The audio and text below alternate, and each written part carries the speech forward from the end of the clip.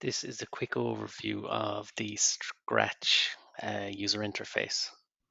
So I'm logged into Scratch at this address, scratch.mit.edu, and I've created a new project. There's nothing in it yet, so I'll just give it a name, first project. Okay, so that will now be shared in the cloud. And let's talk about the different pieces of Scratch. So over here on the top right hand side, you have something called a stage. So that is where your output will be shown. So in this case, the default is showing a cat.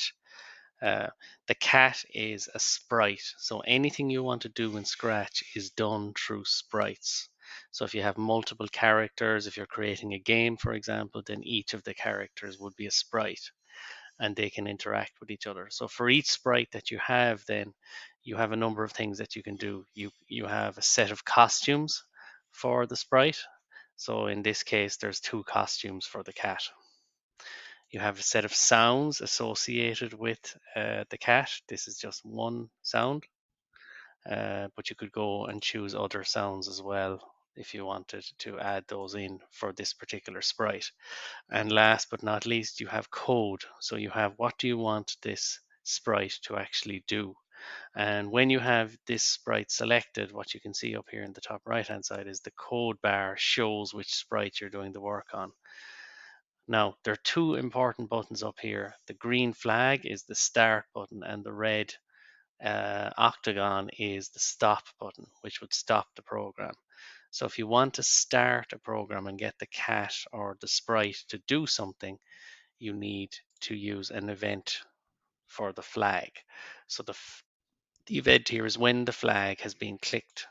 So when the flag, which is up here, has been clicked, you want something to happen. So for our very first program, all I'm going to get it to do is to say something, which is under here. Say, hello world, for 5 seconds.